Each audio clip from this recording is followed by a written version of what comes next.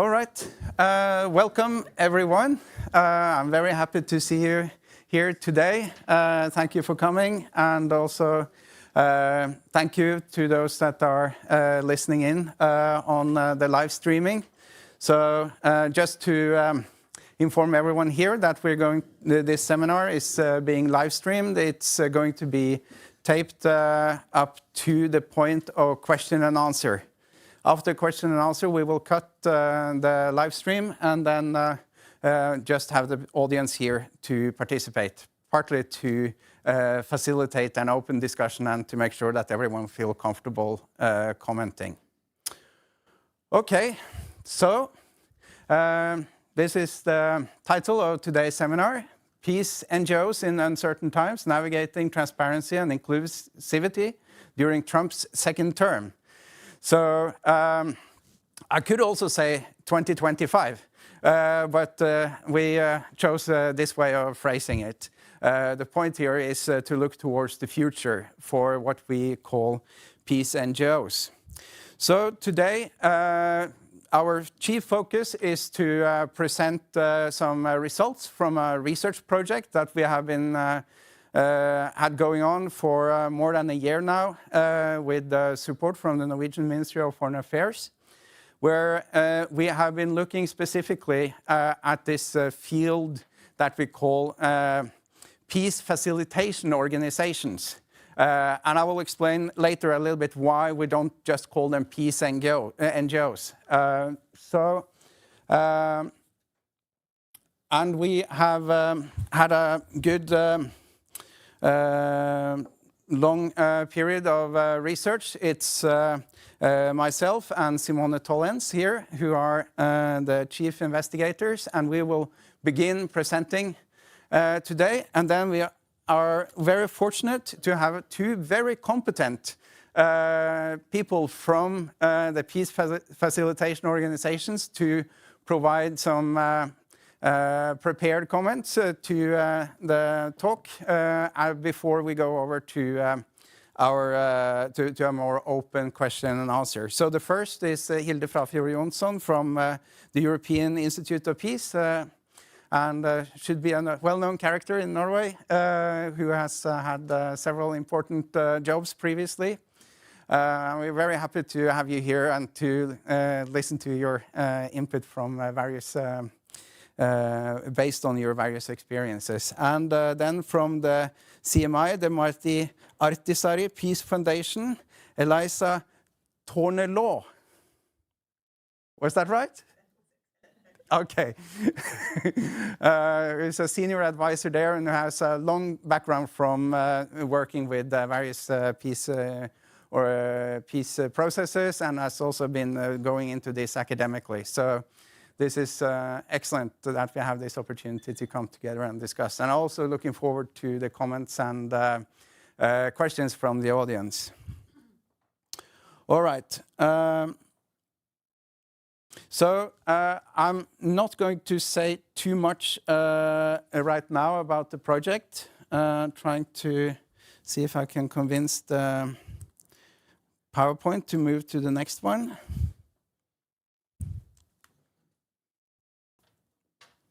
Let's see.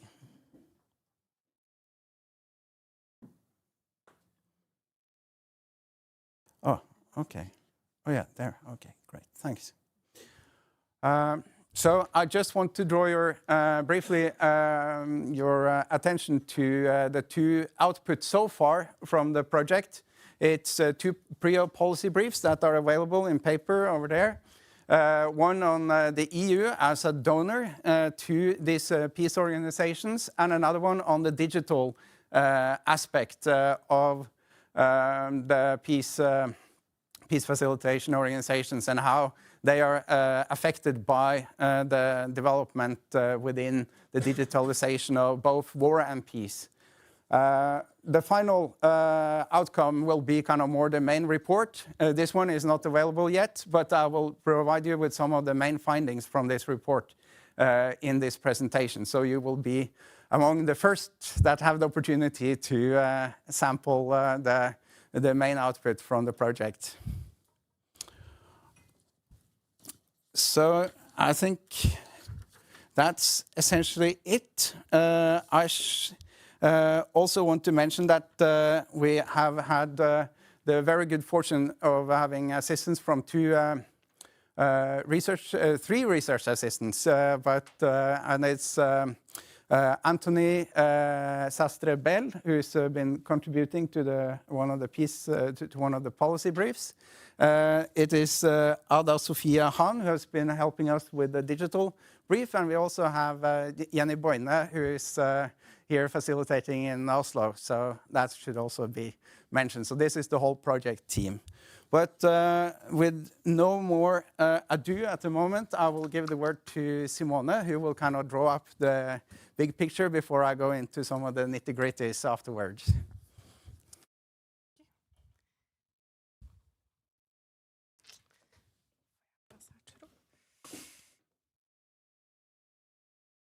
Ja, skal vi se, det var litt trangt her, Øystein. Hello, hi, god morgen, får jeg si. It's a great pleasure to be here. So I am Simone Tholens. I'm here today in my capacity as part-time professor at the European University Institute. So we are partner up with Øystein, Rolandsen and Prio for this research project. As Øystein was saying, we've set out to look at this world of peace facilitation and the sort of NGO side of these activities for more than a year now. And I have to say that quite a lot has actually happened even in this, the last year or two, okay? We're really into some kind of new, I would say, environment. And something which has been a broader trend is certainly that undoubtedly war is really back as the kind of main paradigm of international politics. And also the kind of worst of wars, right? Conventional warfare, strong states involved in asymmetric wars, witnessing war crimes, atrocities against civilians, of proportions we really haven't seen for quite a while. And this is also coupled with some kind of international climate of geopolitics. No? It's kind of rediscovery of power politics. And this is also connecting to the theme, or the pitch, let's say, of this event today, that we're seeing some kind of decline of American hegemony, but also a sort of decline potentially of American liberalism, both at home and abroad. And this goes together with quite some important changes in global peace and security architecture. We got rising powers challenging this hegemony and the liberalism that underpinned it. Now, we are really interested in, indeed, the practices that originate partially from this period of, let's say, liberal internationalism. We do, however, observe that there is increasing skepticism globally to some of these practices seen as connected with forms of Western ideology. So indeed, the pitch of this event, what will a second Trump presidency mean for the practice of, well, peace diplomacy more broadly, but specifically this world of a particular type of peacemakers, right? The status of peacemaker, what does peace practice really mean as conflict parties, as we're finding ourselves in this really increasingly realist world? Now, peace diplomacy was always quite a pragmatic practice, finding solutions where warring parties, conflict parties, were locked in logics of war, right? But we also can observe that in the kind of post-Cold War period, a growing field of peace and conflict mediation nested quite comfortably within a sort of more enlarged range of peace practice, conflict prevention, peacekeeping, peace building. We got a repertoire, and with such a repertoire, we also got a bolder and more comprehensive concept of peace itself. It really went much beyond the kind of limited interstate stability thesis. So with that, this rise of new actors and new processes we're finding itself, also the scrutiny of our research project, this emergence of, let's say, an industry of peace facilitation and dialogue-based organizations. Now, these organizations, they specialize in facilitations of dialogues and other kind of long-term initiatives that may feed into formal track 1 negotiations. They are certainly very diverse. Some are small, some are more medium-sized. They are in different niche capacities. But as a field, in our view, it's also quite distinct. It follows a model of, say, informal diplomacy, maintaining long-term contacts, often with conflict parties that we do not like to compare ourselves with. And it's by and large a rather, I would sort of secretive or hidden world where nurturing networks is really the currency at work. It is also really, arguably, I would say, a sort of a child of this liberal international worldview, if not order. So that's why, despite the kind of current and perhaps increasing need for conflict resolution expertise, it is also a field that is not, if not in an existential crisis, it is transitioning into something new. And that's what we've been trying to grapple with. And Øystein will certainly talk more about how this field is operating under tremendous amount of, let's say, pressure and stress. So I just want to, for my time allocated here, reflect on just a couple of things that we have been particularly interested in, which is inclusivity and transparency.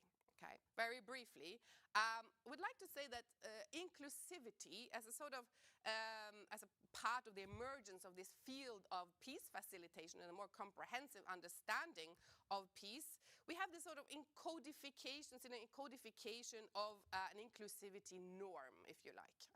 And that's really important, right? The inclusion of civil society, women, minorities, vulnerable groups in, however, these more comprehensive peace processes has been a major contribution, we may say. This is, of course, connected to broader development in international relations on the Women, Peace and Security agenda. It's 25 years next year, right? So in this particular field, we also see strong efforts to encourage women mediators, women at the table, but also a more diverse issues to include when it comes to tabled matters. So the argument here is that it actually works better, right? So inclusivity is something that it actually makes peace processes and the implementation of agreements actually more sustainable. That is not Western ideology, but that argument is not necessarily accepted all around. And being wedded to such, let's say, liberal norms can also, if you like to be a bit provocative, reduce the appeal of these organizations, especially where foreign shopping involves other competing non-Western mediation actors. And I want to highlight one specific, let's say, trend that we certainly see, which is that we are certainly moving from a sort of comprehensive peace agreement type of formats of mediation or negotiation. We see rather narrower deals. At best, perhaps ceasefires. In the field, they're also referred to a bit as hybrid deals. Okay, these are actually very opportunistic. They are limited in scope. Let's say we have the Black Sea Grain Initiative rather than the Dayton Agreement, just to set these two sort of as extremes. So these kind of more opportunistic and limited and also mediated arrangement are therefore also much easier to argue that inclusivity is here not necessary or needed. Actually, it's much easier indeed to refute that argument that it is not its Western ideology to add inclusivity or diversity, but that it simply works better when you just have these limited, narrower deals. So this is the kind of world, just to draw up the big picture, right? This is the kind of world where this field of NGO mediators and facilitators find themselves in. So, just very finally on transparency. Okay, so I would say that this is, we are observing that this is actually a field which is not tremendously visible. And partly that is because it is, let's say, niche part of international politics, but partly that is also because it is a field where confidentiality reigns. It's true belief that these principles of, let's say, the possibility of holding secret talk is really important for facilitating dialogues, enabling conflict parties to come together in secure spaces. this is also partially problematic. So we at least can allow ourselves to problematize it, I think, in this safe space here. Well, first of all, we can observe, it may produce elite deals with no particular societal buy-ins. But we also observe increasingly well-known phenomena, of course, of forum shopping, or rather chaotic and overlapping track to diplomacy, right?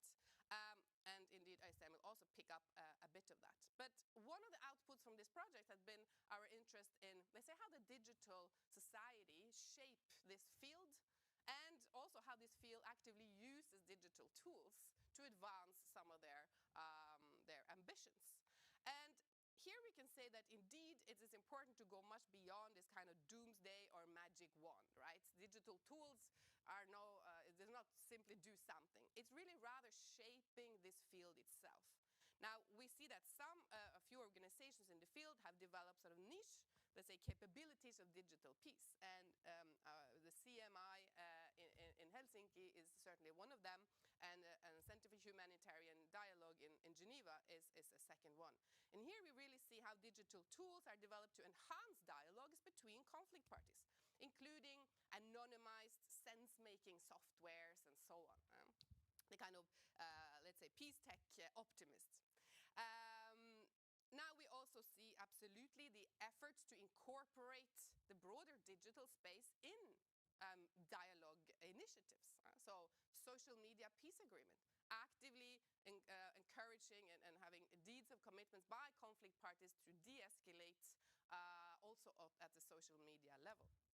But, and this is where I conclude, we also have to see these organizations, as I said, very, attached, their practices are deeply related to, dependent really, on the ability to maintain a certain level of confidentiality. Now, the digital space challenges that, right? We see a really increasing risk of leaks, okay? So participants must be protected. We see social media practiced by participants themselves, not all very social media literate, can be quite risky for processes. We also see social media campaigns against mediation efforts and individual mediators, hacking of emails and exposing mediation or dialogue initiatives, and also the individual mediator themselves. So we also finally see risk of being targeted by governments, because of course they sit on sensitive data. And these are overall challenging principles of confidentiality and trust building that are quite important for this field. So, to conclude, we'll say that sort of NGO peace, diplomacy, facilitation, I would probably say finding itself as something of a crossroad. And we've been going to quite a lot of events and participating and having lots of conversations with people working in this field. And part of the challenge concerns somehow a choice. I mean, is this a field that is going to sort of, to be a bit polemic, transition into a more pragmatic outfit and compete for, let's say, the big deals, right? To be involved in the big, let's say, conflicts and the big processes that are happening at the moment, or rather stick with a sort of more painstaking work of building cultures of sustainable peace, okay? Now, probably this is not exactly a choice that you have, right? But it is interesting to see how this is a field that is grappling with some of these challenges. And what we really found is that as a field, it's really packed with expertise that is really needed at the moment. But is it ready to make some really perhaps difficult decisions that could also potentially risk, let's say, decoupling it from its roots as a part of sort of children of, I would say, a sort of form of liberal internationalist vision for the world. So, thank you very much, and we look forward to the next interventions. Okay. Thank you very much, Simone. Trying to move a little bit seamlessly over to the next part here, if I can make, one too many at least. Yeah. So my specific focus on the peace facilitation organizations is then the question of outsourcing peace, the rise of peace facilitation organizations, because this is something that has happened over the last 10, 15, maybe 20 years, depending on how closely you count, that there is a number of organizations that are very heterogeneous in character, that have as their exclusive focus to go into peace processes at various tracks and at various levels of the or stages of the peace process, to perform a whole lot of different services or functions.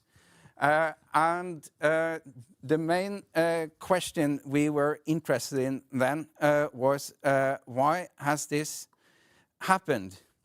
And also, why is it important? It is because these peace facilitation organizations has become a very important part, especially of the Western world's engagement in peace processes, both in the so-called global South, but also, for instance, in the Ukraine-Russia situation, with the example of the grain agreement. But it's also that this, we could have made it easy for ourselves and just call them peace NGOs. But the problem is that these are very many different types of organizations, and not all of them fit into the NGO definition as such. So for the time being, we are working with the name of peace facilitation organizations. It could also be peace mediation and facilitation organizations, for instance, or even conflict resolution organizations. But we find that this is the term that works best at the moment. And that they are in this very challenging space, because on the one hand, they've partly taken over some of the functions that governments or the UN or the EU previously have had in terms of engaging in peace processes. But they have also this kind of NGO activism, advocacy part as a part of their DNA. But some of them are also working more as corporate consultants in the sense that they are set up more as a business than as an NGO. So this is a very kind of, it is a type of field of organization, so many colors. And as Simone was telling you, that it is an uncertain future. And that is partly because it's been this kind of rapid growth of these organizations, but at the same time, now it is a big question of whether Western governments and the UN, AU, or EU will have a kind of a strong role in future peace negotiations. And then what will then be the future of these PFOs, as we call them? I need to find a better solution here. So very briefly, I have put this very strict definition here: a non-state organization exclusively specialized in mediation and facilitation within peace processes. But I should be clear that it could have been mostly or more or less exclusively and non-state and other types of organizations. So it is a little bit fuzzy around the edges, this definition. And as I say, they're involved in one or several stages or tracks of peace processes. And for the people that are on the inside of peace processes, they typically divide the processes up in this way that I've done in this table, where you distinguish between the track 1 process, which is kind of what we typically associate with peace processes, where a government and a rebel organizations and their representatives comes together and negotiate, or two countries come together and their official representatives negotiate. But historically, there's always been a lot of kind of backdoor type of negotiations and processes been going on. But this has taken on a kind of a more explicit, systematized life in the last 20, 30 years. So now we're talking about the track 1.5, where you have typically a mixture of people that are representatives of the two parties, but also others that are kind of people of authority in an influence among the parties that are not kind of officials. That are mixed together, and they can be doing this talk for a very long time in advance, and end up with perhaps laying the foundation or solving a lot of issues that is very difficult to solve at the official level. Or the pure track 2, where there's no officials from the parties, but where there are just people with links to the party that kind of work unofficially on their behalf or on their own behalf, and trying to find the opportunities for a formal process.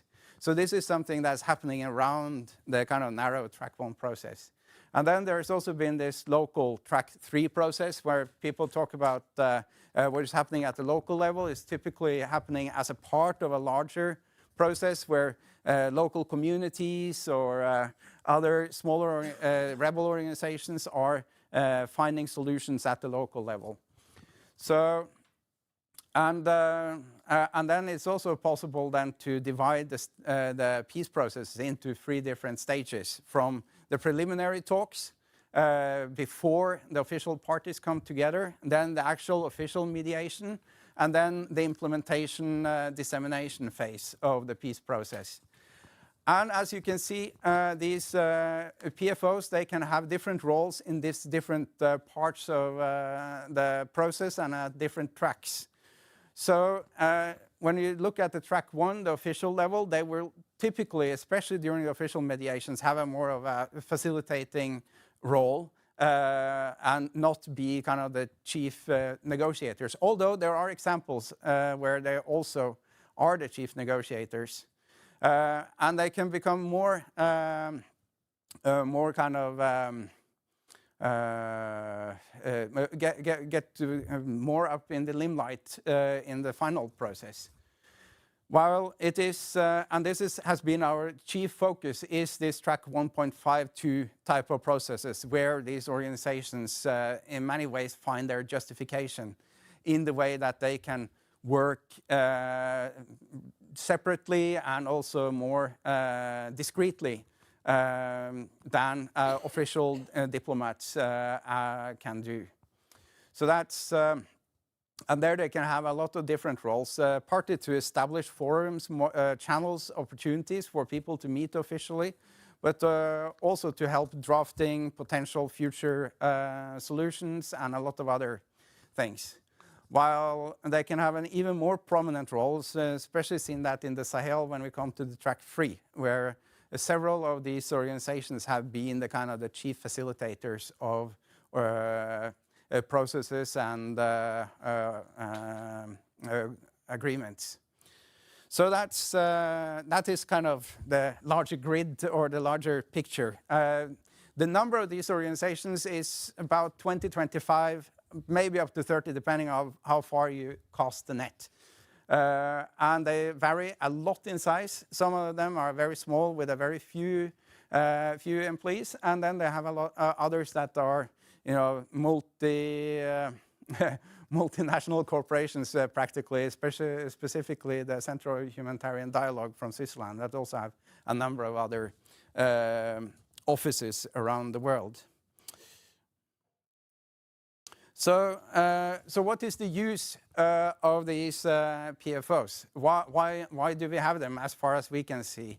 And here the contrast is partly also other types of, instead of, so it's a question of the professionalization, specialization, that this is what they do. This is what they know. So this is, in a way, an opportunity to kind of standardize, systematize the field, as well as making it more professional and specialized. But this is perhaps part of our question. You know, if it grows at the same time as it's trying to professionalize, is that possible? And then this is the other element, the substitution outsourcing, that they actually are doing things that Western countries and multilateral organizations were doing previously. And then there's the question, will they do it better than them, or what is the reason why they are actually doing this? And in our analysis, I think, and also in general, when we're working with this field, I think it's very important to distinguish between what is the utility of these organizations for the donors versus the beneficiaries. And the beneficiaries can be defined very broadly and heterogeneously. You know, to some extent, the beneficiaries are the official parties to peace negotiations, but you can also call it the civil society, or the world community as such, in terms of ensuring peace, both to get the peace agreement, but also, and this is perhaps the next interesting point, is I'll come back to on the quality. So we try to identify some of the chief characteristics of these organizations. And the most important is that they are agile, that they can move very quickly, while official bureaucracies are well known for being a little bit sluggish, slow. These can kind of act on an opportunity very quickly.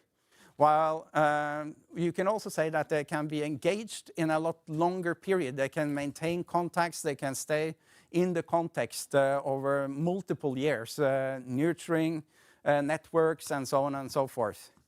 Many of these people that work in these organizations are perhaps more idealistic. They are more dedicated to peace and to the peace processes than arguably professional diplomats that has a lot of other concerns that they need to focus upon. So, but it's we're not 100% sure about that specific characteristic. And then they are a weak actor with no coercive power. And several of the people that we interviewed have emphasized that this is actually a benefit, because it means that you can work more agilely. It's easier to be a kind of a partner to the parties than to be a kind of a power that threatens them with various kinds of sanctions, or that can give them various kinds of rewards for performing according to the way that the more kind of actors with coercive power can.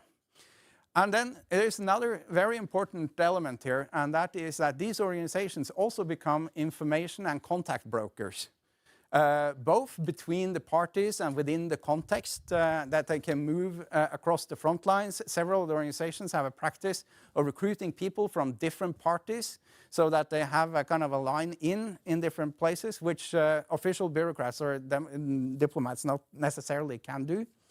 But the other element is that, that several of the organizations and also some of the people from donors that we have talked to confirm that it is also the information that they can provide to the donors that is important, that they are a channel of information that can be useful in the big marketplace of information sharing among Western countries, and that it helps to elevate the importance of one country that are supporting these various organizations. Their discretion is also important. They can show, they can operate where the official diplomats cannot. They can move under the radar, so to speak. It's also much easier for the donors to disclaim whatever is happening or their engagement in the peace processes if they are, if it's performed by a PFO instead of a formal diplomat. And it is also that it's cheaper for the donors to have these organizations out there to do this work compared to having their own embassies and to have their own kind of official presence in these places. And might be, I'm not saying that this is not necessarily so, or that the donors are thinking in that way, but if you observe it from outside, it is also possible to think that these employees of the PFOs are more expendable than those that are coming from the donor countries. So the risk to the personnel will be carried by the PFO instead of the governments that are sending them out. And clearly, these organizations are, for the most part, donor dependent and often dependent on a very small set of donors. Some have vaccinated themselves against this and saying that they don't want funding, more than 20% funding from one organization at a time. But that, yeah, it's interesting to see if that will be possible to maintain if we now are moving into meager years for these organizations. And of course, they have an interest in maintaining their own existence in the sense that none of those that we have talked with so far say that, of course, if we reach this and this goal, we will close down the organization and we have no reason to operate anymore. So they will always have a reason for trying to attract more funding. Whether this will have an impact on their actual performance in the peace processes, that's an open question yet that we cannot answer. But it is conceivable then that it might not be in the best interest of these organizations to close processes.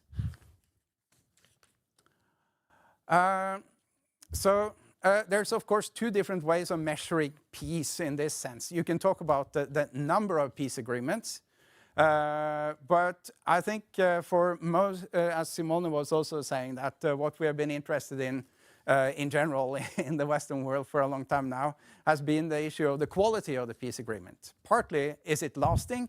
But partly, is it also bringing about the changes to communities, societies, to the world community for that matter, that we deem as desirable?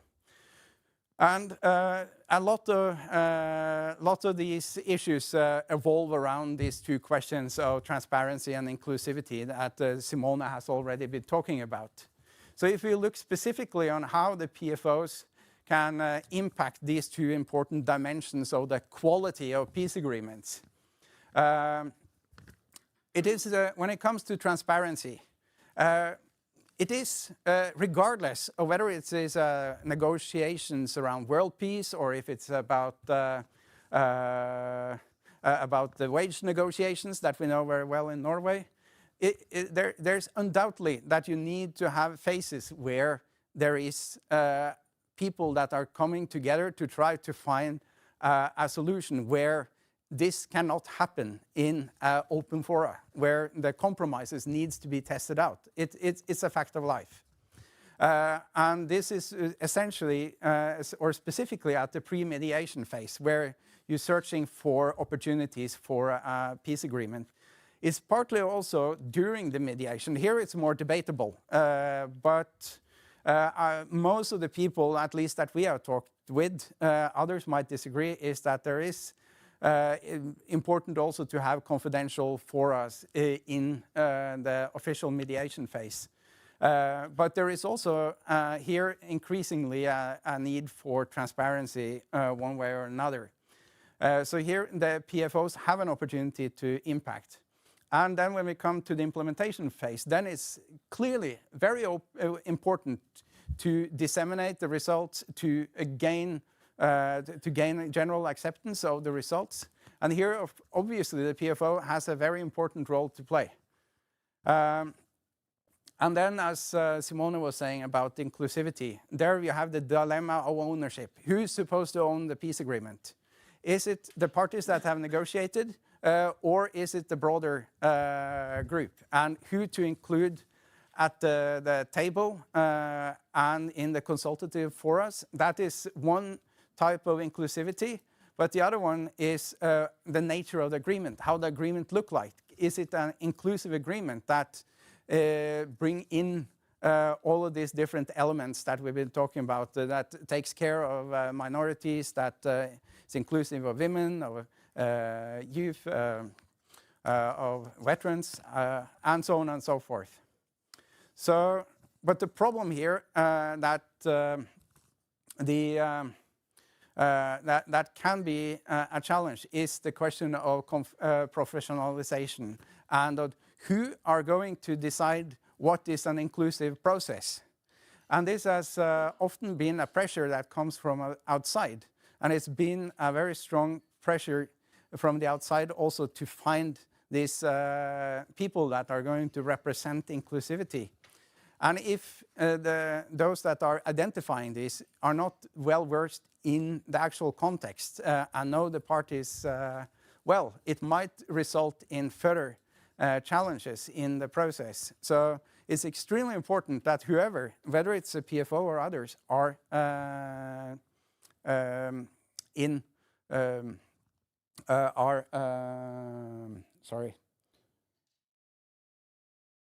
that they find the right people. And when it comes to the actual content of the agreement, it's been some of the PFOs say that, yes, it's obviously our role to make sure that this is an inclusive and agreement as possible, while others say that, no, we are professional mediators. We're not supposed to impose anything on this process. It's up to the parties to decide. And to find a compromise, and that clearly, if you include other issues, if you include other elements, the path to an agreement might be more difficult. So this is a part of the big dilemma here.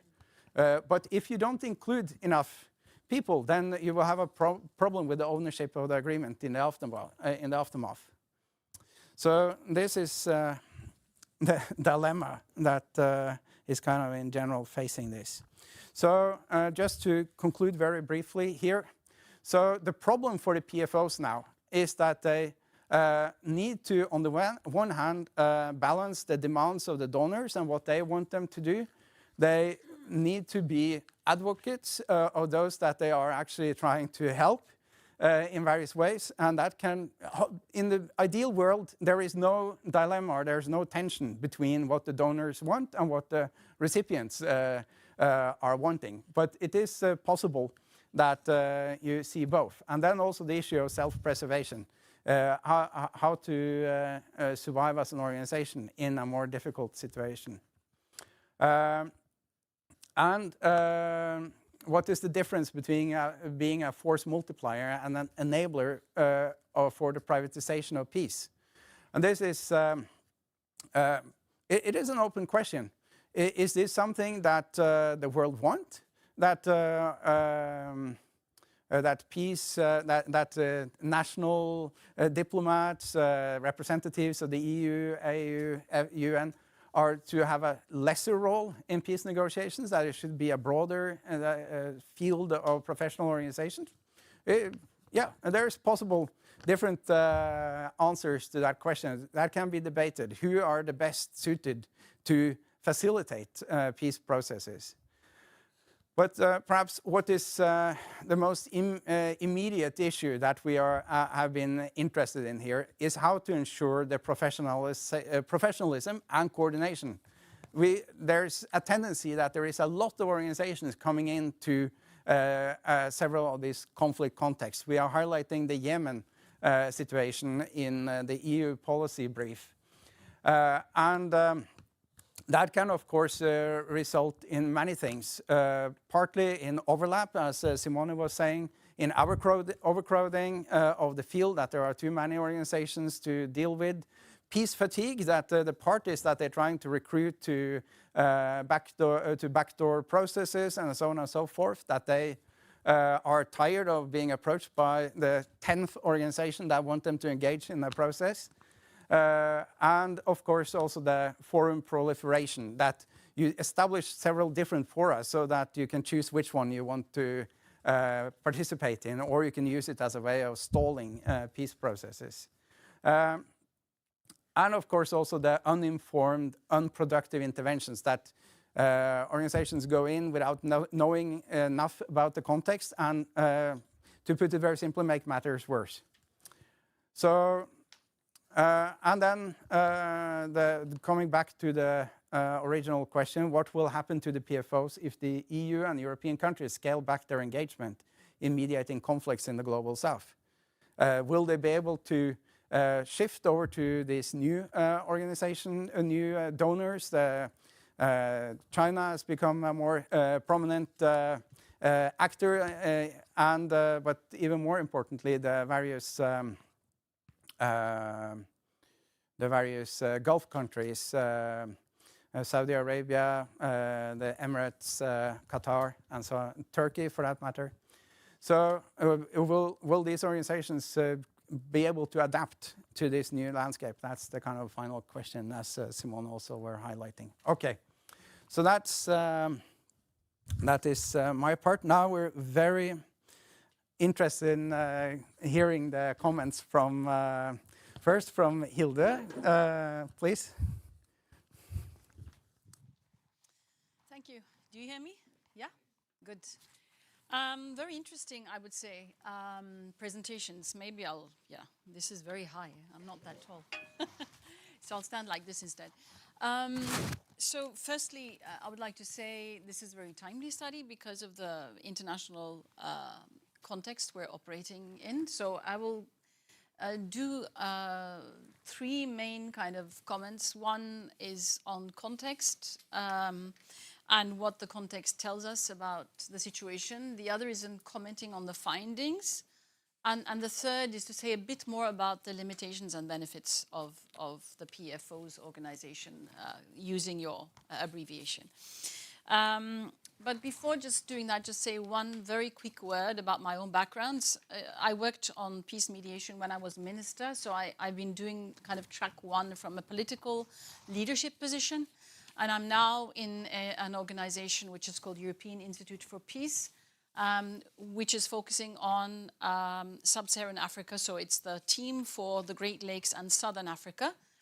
And just to illustrate a little bit maybe, we have a team of 14.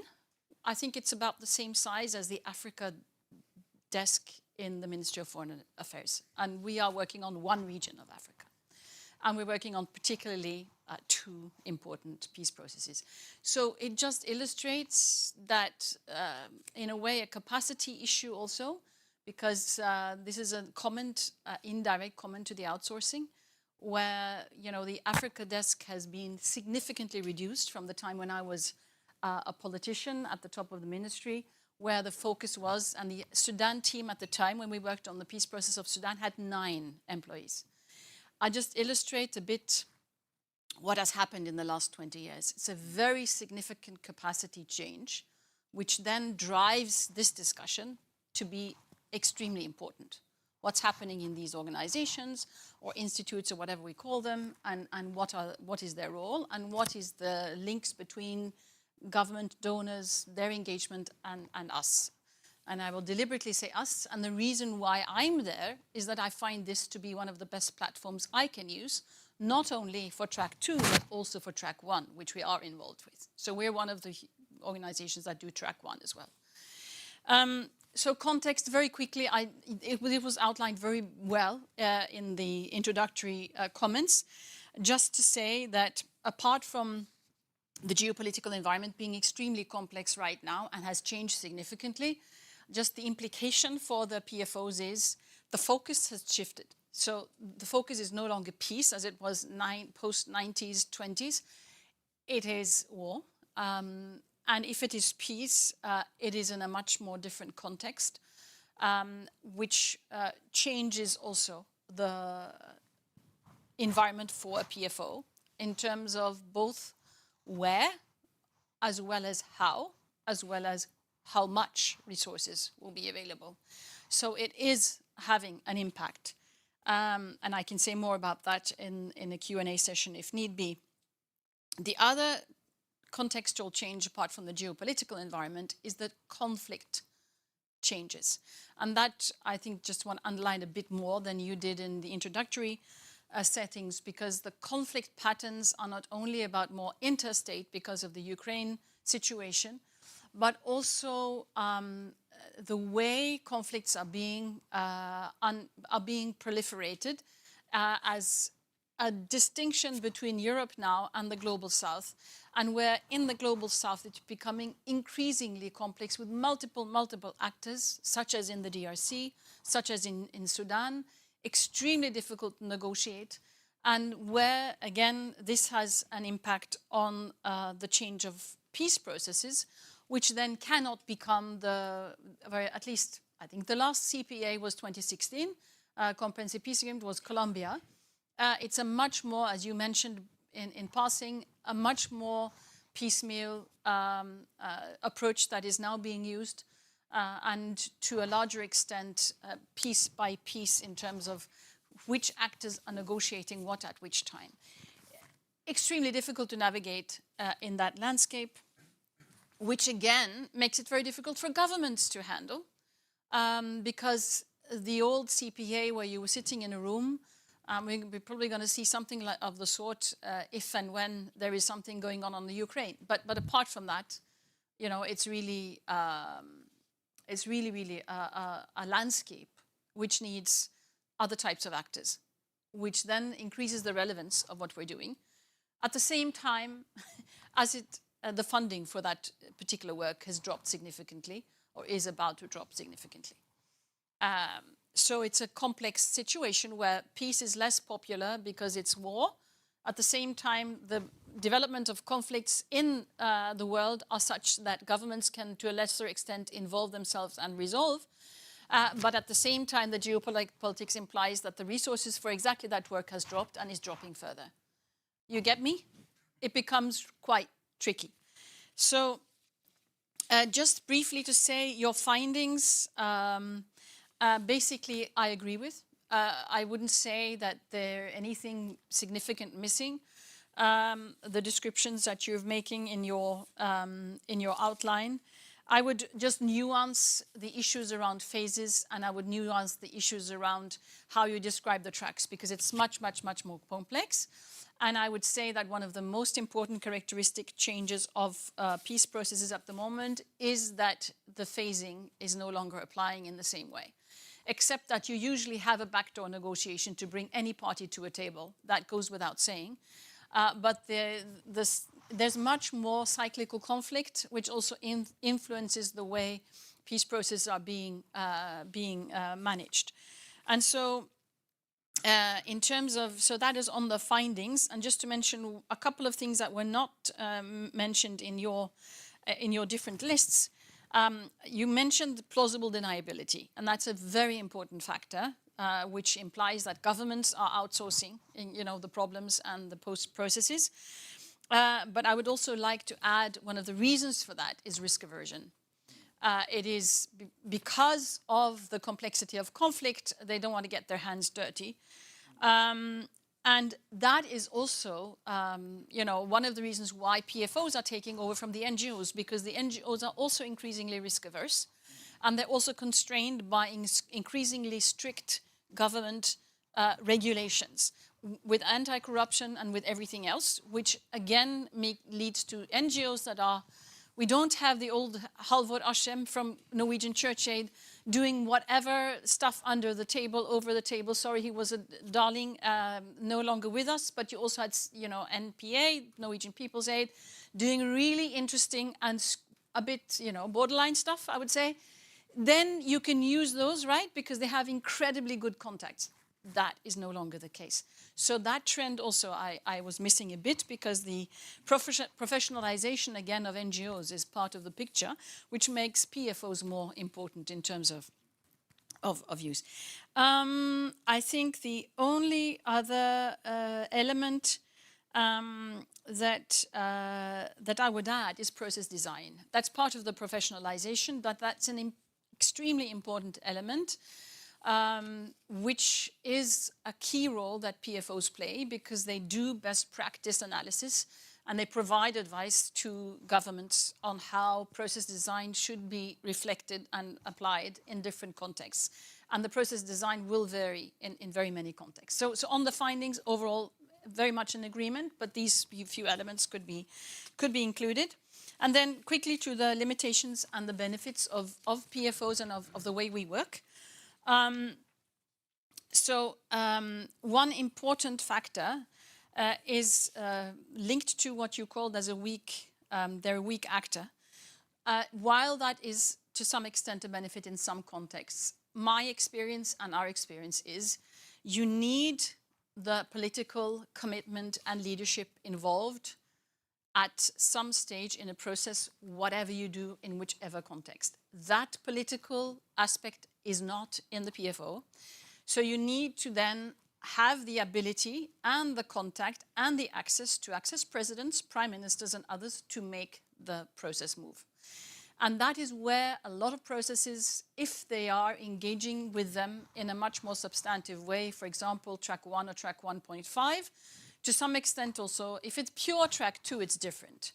But if you're in that environment, they stop unless you have that access.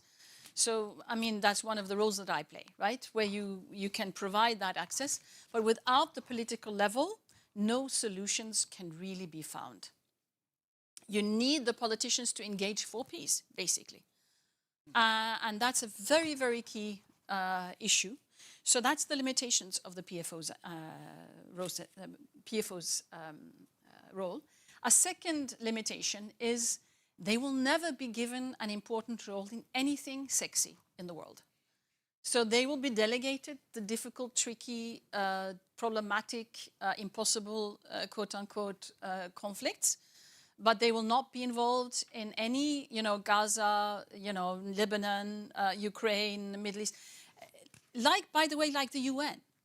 And if you look, and that's another thing I will revert to in a second, but it's a bit the same. So where the interests of the big powers of the world are significant, they will never give any role to these organizations. The deals will be made by presidents, prime ministers. Maybe in a given situation, they might delegate it to some type of special envoy of the UN, but who will be completely constrained by P3 countries and have no room for maneuver. So it's really important to point that out. They are basically, for the global south, difficult conflicts. Another aspect, and I'll quickly sum up. Another aspect is that is happening, and that is a limitation, is the political market space of current mediation. That is particularly introduced by, to some extent, China, but particularly by the Gulf countries. They are basically doing deals where mediation is about buying positions, either with money, cash, or resources, or buying parties with, buying parties with cash, money, or resources, or political positions. Read the Juba Peace Agreement in Sudan. Then they are using these as tools. It's not about making compromises, solving root causes. It's basically about calming people down with some, dishing out something. That is a different type of mediation that has no sustainability, but which is increasingly taking a role. There's no room for PFOs in that context. So the opportunistic, limited deals, there's more and more of this type of negotiation going on, which makes it very hard to find solutions.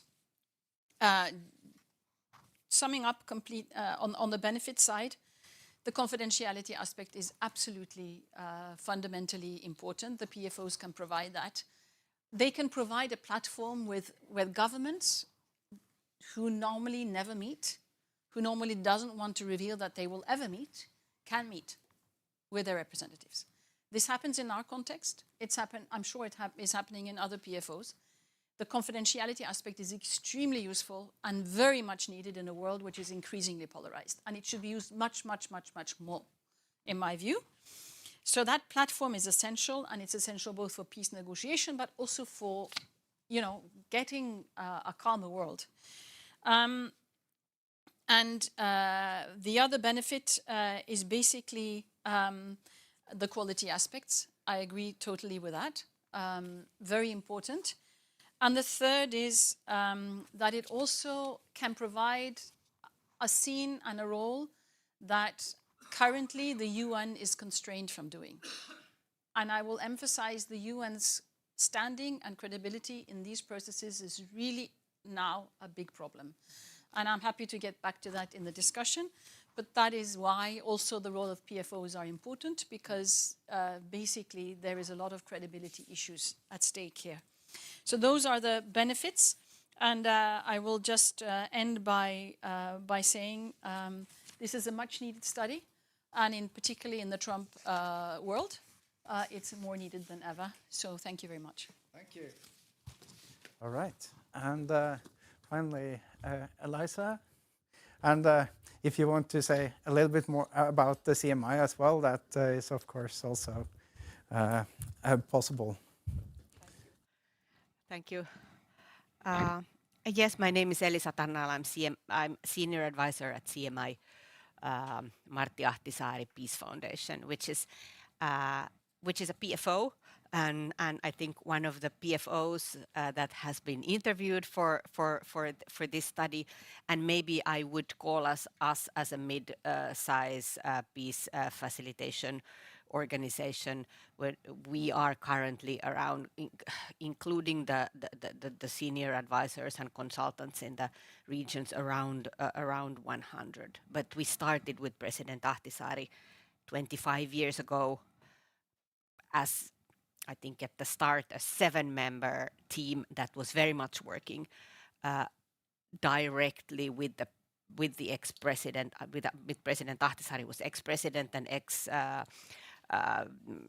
ex-subsecretary of the UN at the time, and then as time during the past 20 years, as peace mediation gained so much traction and so much funding and so on, we started growing.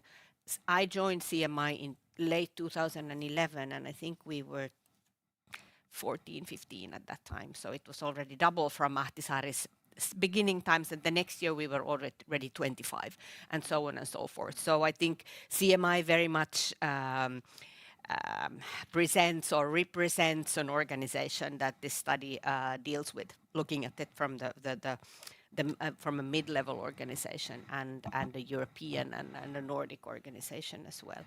And I work with the women and peacemaking team, something that we usually we called at the beginning when we started in 2014 as gender and inclusion, and then as we realized that in the countries where we worked, gender was a difficult topic, and then later, and then also inclusion became a difficult topic. So women in peacemaking then was a term that was more accepted in the countries where we work. And since then, we've been called women in peacemaking. Sometimes when you are in the academic circles and more sort of professional circles, we get this question of what is women in peacemaking? What does it mean? But it's a word to sort of a catch-all word to enter in many spaces, and I think that reflects as well the development of the past 20 years. I have 4 comments on the study, and I also have seen the presentation and some of the drafts, and I also want to say this is very important for looking at it from a PFO perspective for our self-understanding, because we are, especially in this particular time with the international order changing, with having these questions about possible funding sources drying out, with also with the rise of the non-Western actors. So there's a lot of self-understanding, sort of searching going on. So this comes in a very, very good and timely moment. 4 points, as I said, very much from inside. I tried to focus mine from an inside of a, let's say, mid-size organization. And I would like to start with a term. I had not really come across the PFO, Peace Facilitation Organization, term, as much as I follow the literature, both academic and policy. This is, I think, is a very welcome term, because peace mediation, I think, since the beginning was a complicated term for the field, starting from the linguistics in a way that when we translate peace mediation into different contexts and languages, even at the European space, it means different things. I think the Swedish word fredsmedling is, I think, refers directly to mediation, really like mediation between the parties. But when we say in Finnish rauhanvälitys, that's a broad term that it is an interaction between all possible actors that have to do something with peace. And I think the French mediation, how they use it, is then again something very different. So I think since the beginning we've been a little bit hesitant sometimes and saying, yes, we are a peace mediation organization, but what does it mean, and so on. And knowing that peace mediation, and actually then peace facilitation as well, means everything. between peace, between private diplomacy or independent diplomacy to peace building. And it's a broad range of organizations and actors that enter into that. And you hear like private diplomacy and independent diplomacy is often something that triggers like an irritating reaction to some of the people in the field saying, oh, trying to replace the diplomats, or what is like this is sometimes perceived as something negative. And then then you have the peace building organizations that were doing what we would call now track 3 work, but that had to reinvent themselves as peace mediation organizations because the funding was all directed suddenly to what was called peace mediation. I think many organizations that would have not said 10 years ago that they do peace mediation, they do conflict transformation, they do peace building, trust building. Many kinds of things had to sort of reinvent at least their narrative outside and say we are actually doing peace mediation as well because the field was such. And then you would have a lot of activism and advocacy that goes in some of the organizations. Then the training and the consultancy aspect. The consultancy was here that then very often what is called peace mediation organization becomes a training, like this training machine that is also complicated, that we're supposed to bring trainings from our Western perspective, I would say, to a lot of countries, because this is what the donors want. We would say democracy promotion in some cases, also norm promotion that some of the organizations do because this is what we want to do, but then others don't but feel they are obliged to do it.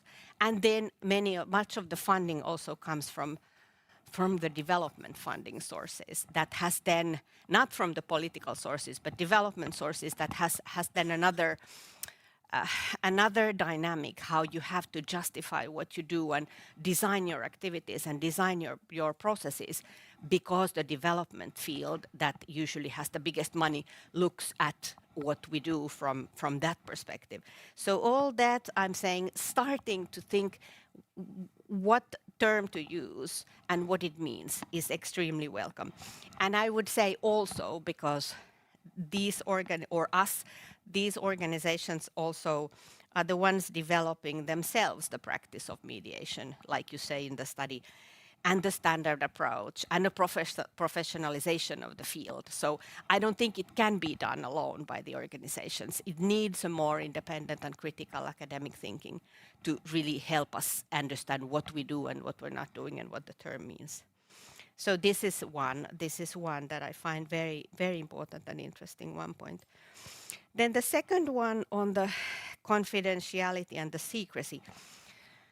Of course, we all who work in the field, we understand that secrecy is a must. There needs to be a confidentiality, especially during the pre-talks or when something is initiated, when you have to convince the parties and so on. But very often also the confidentiality and secrecy becomes like this self-emphasizing way for the PFOs, that you have to sell yourself as somebody doing secret and confidential stuff all the time at all moments, because this is sometimes what is sort of expected from you. And I'm not saying at all that there shouldn't be confidentiality, and that how, like, all the 3 previous presentations have highlighted that. But then I would also like to bring in this.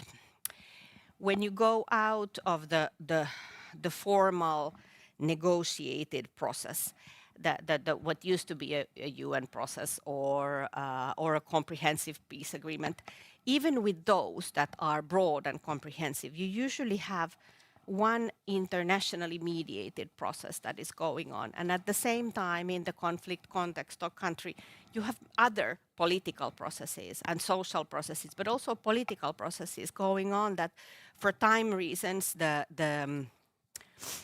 comprehensive process or the formal process cannot reach. They can be different regional political processes that are not directly related to the formal process. It can be something related to human rights and women's rights, like something that the formal process triggers other political processes, and those don't need the same confidentiality and secrecy. But then when you look at the research and the policy production, so when it's very much international relations field, you tend to look at the international relations and diplomats and formal agreements. But then when you look more at the history and the politics and the context, you see these other processes that are not necessarily that much in need of secrecy, but are something that the PFOs are very habilitated in pushing forward. And this is why this diversified ecosystem of peace facilitators that is there in the study is very important, and this is where they respond to. And I think the funders have a role in controlling that as well, that there's no unnecessary competition where everybody needs to be in the track one. Everybody wants to do secrecy, everybody wants to do track one, because we do have, and I'm not saying it would be track two or social or community level, but other political processes that the formal process triggers that the PFOs do. And then my third point is on inclusivity and transparency. It's so important to state, and that it's somebody from outside who states that it's not always empirically clear which practices of inclusivity and whether all inclusivity improves the endurance of peace agreements. I think we know that, and the research knows that, but it's very complicated to say that from a PFO perspective, because you are perceived as a traitor then in the norm-promoting field. It's very, very difficult. And this is not at all to say that inclusion is not important. It is important, and this is what we do. But more like how we justify inclusion. How we justify inclusion, knowing that inclusion is important to many organizations who promote the norm and the values because they believe in them, or they find in them a common ground with many of the actors on the ground. And that's sort of what very often clicks with the PFOs and organizations and movements promoting the thing. But then at the same time, if we have to justify it for some type of academic research that shows that a peace agreement lasts longer if it's inclusive, is counterproductive. So you say, thank you, it helps, it helps us.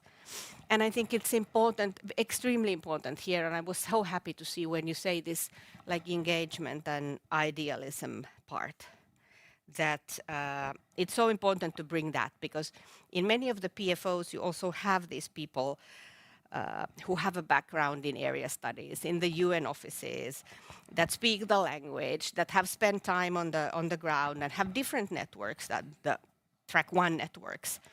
And those are the ones who unable for us, the more equal encounters with the people on the field. Because maybe it's track 1.52, but as a PFO, when you don't have the big funding power, what you can maximum bring is a position for one manager and one officer or something like that, the same as what we have ourselves. So they sort of, or you don't have a political power either. So your counterparts somehow need to like you. They have to believe in that you can do something together. And that's usually comes through this engagement and idealism of the people who are doing the work on the field. And I think we very often forget that when we only think about the track one processes. And what's important as well, that the partners on the ground are increasingly asking for a budget transparency, more openness. So what are your process design things? What are your EU sheets telling? What are you expecting? Open up the budgets. And this is helpful. I think this is helpful for us in the countries where you have a space for NGOs and think tanks and local partners, that we are also pushed towards a greater transparency.